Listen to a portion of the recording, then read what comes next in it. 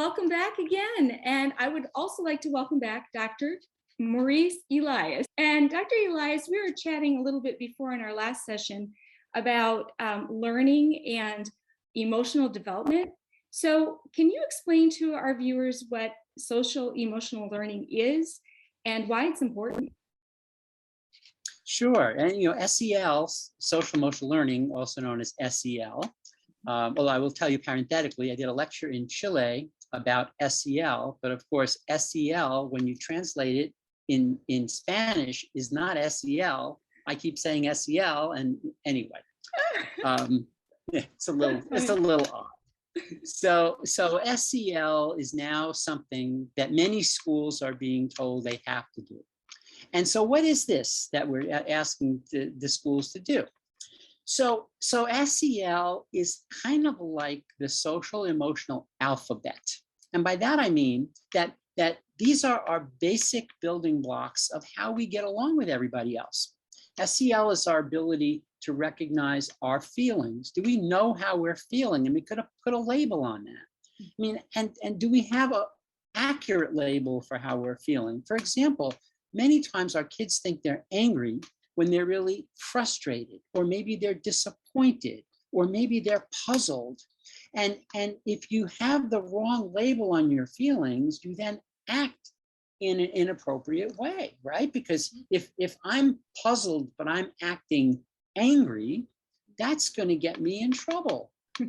So this is very important to know what I'm feeling and what the right label is to attach to it. And then I also need to have social awareness, which means I got to know how you're feeling. I got to know how my classmates are feeling. I got to know how different people are feeling. And for that to happen, I got to be alert. I got to be looking. I have to be open to how you're feeling. I have to have empathy. Now, we're all born with empathy, but empathy also can be developed. As I often like to say, even males can learn empathy.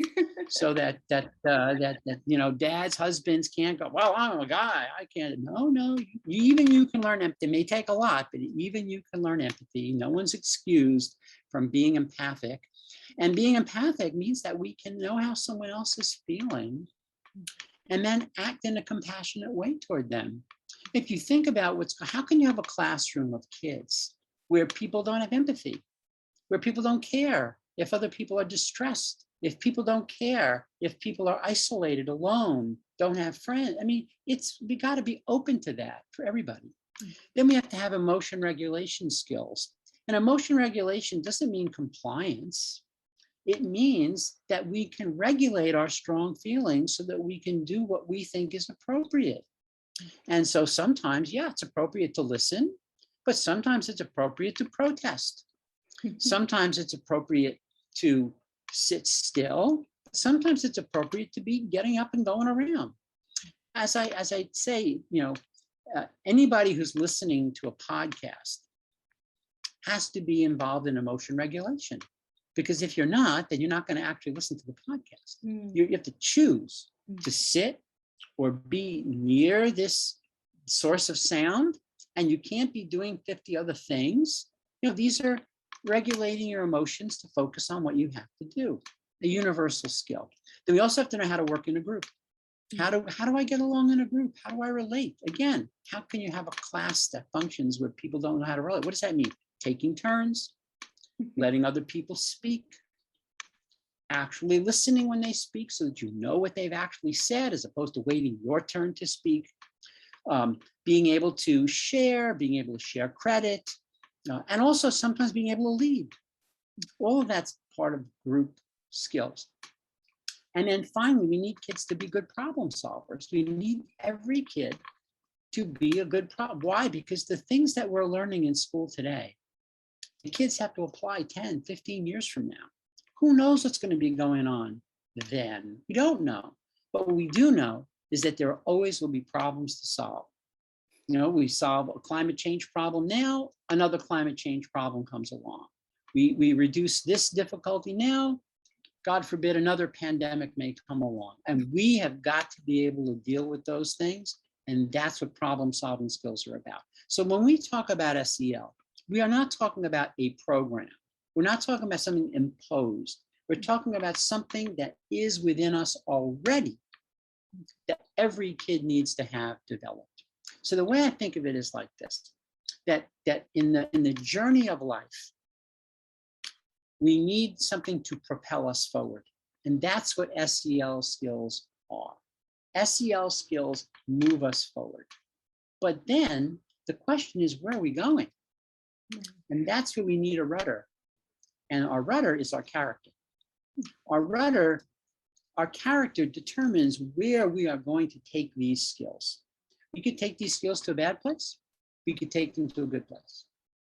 And we as adults have to set the parameters so our kids develop their own moral compass so that they take their skills to a good place, that they want to do for others, that they want to make the world a better place. Every one of our kids, by the way, has that instinct. Even your most difficult, selfish, self-centered child has within them the desire to do something good in the world. We just have to help them get to that point and provide them with the right opportunities for it. And then that's what an SEL mindset does. It tells us the capabilities that exist within every kid.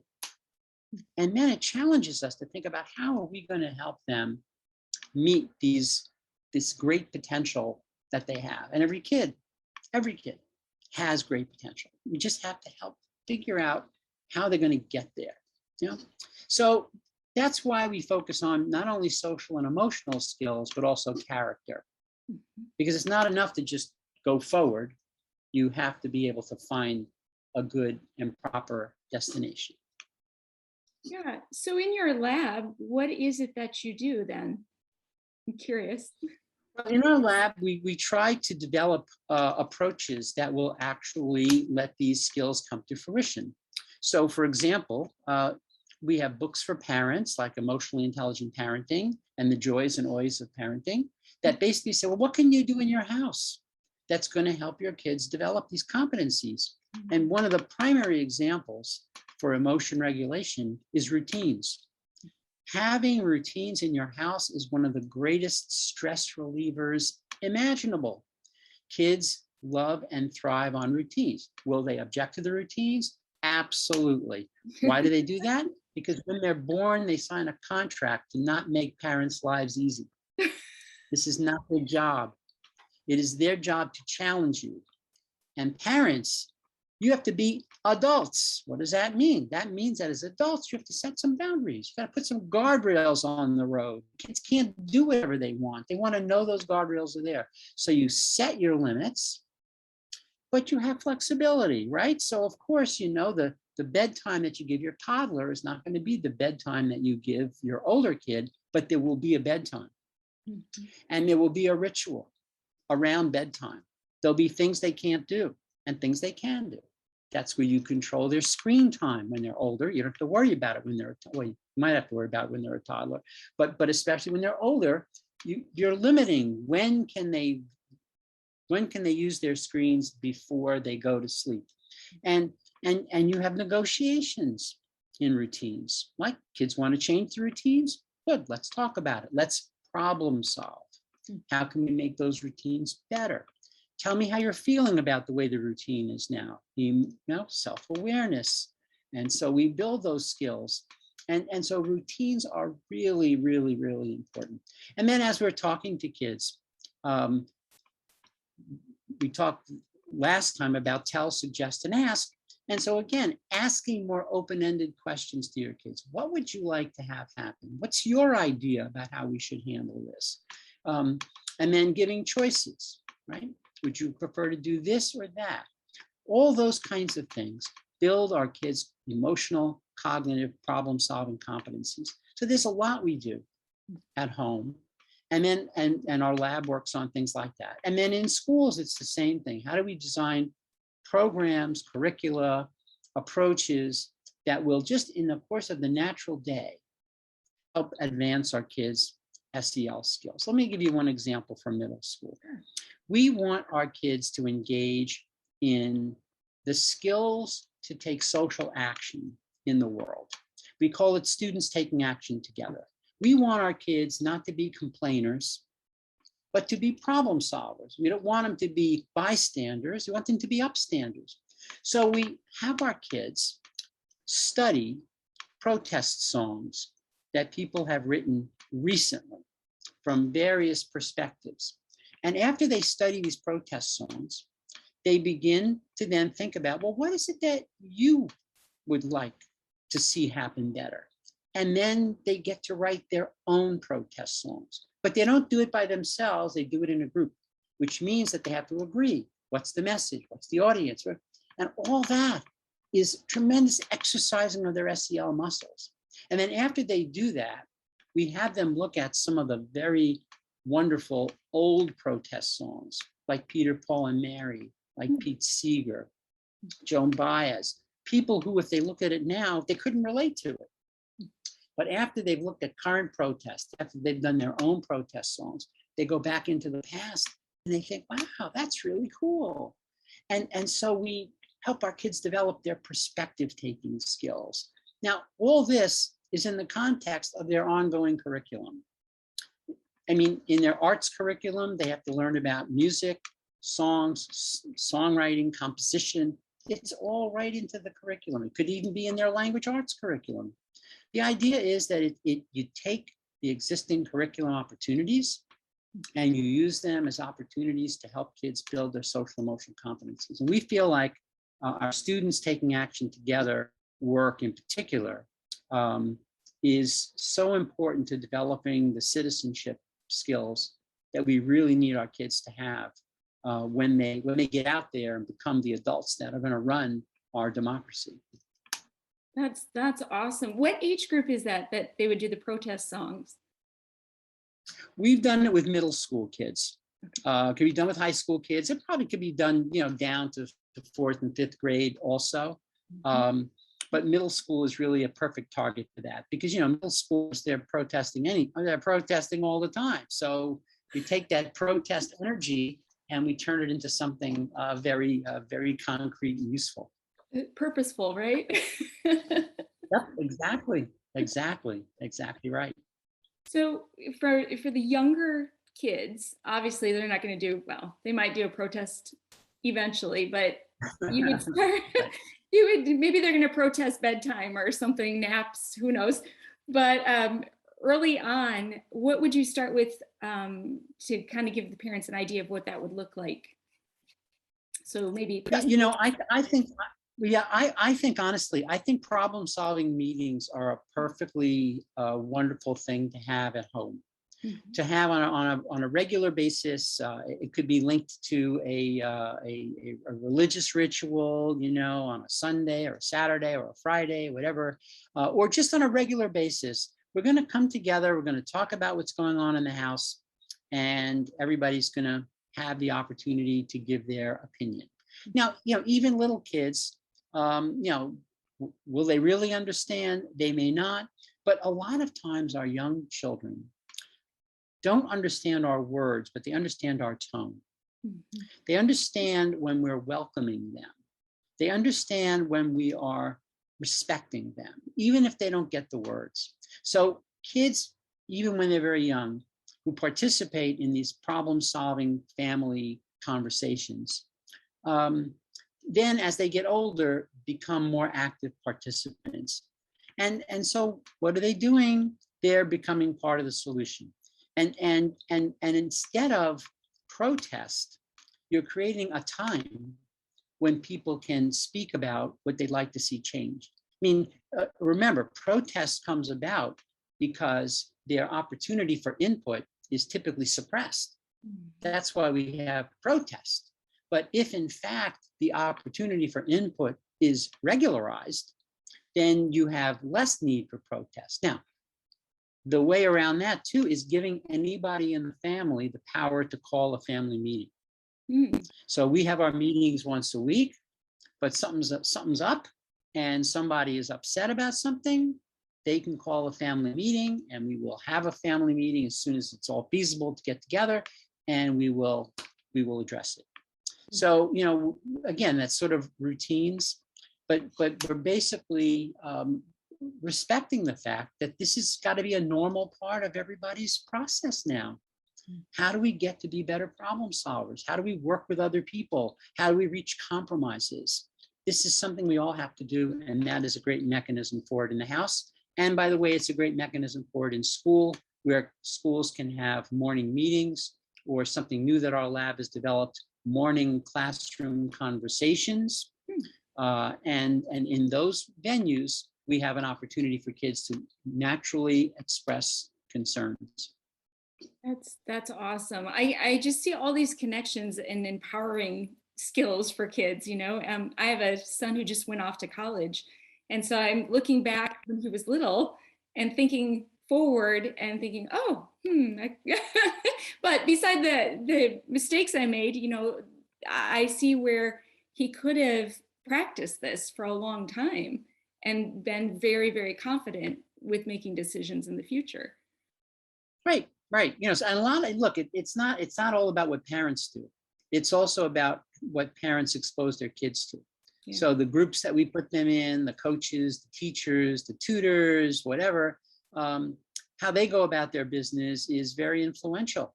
I have a lot of colleagues now, especially in Massachusetts, they're doing a lot with this, focusing on social emotional learning and coaching, because sports are a natural opportunity to build social emotional competencies.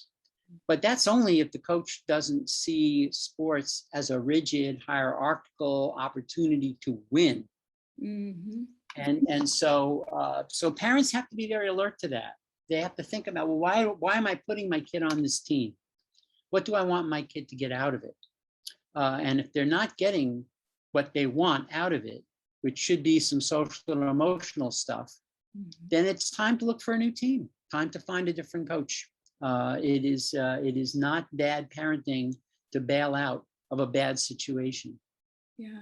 Yeah. And that's probably any type of extracurricular type of thing, whether it's music lessons or ballet or whatever. If it's absolutely. Yeah. Right. Parents, it's about the quality of the relationship between the coach, instructor, et cetera, and your child or the child's group. And not just about the content. Mm-hmm.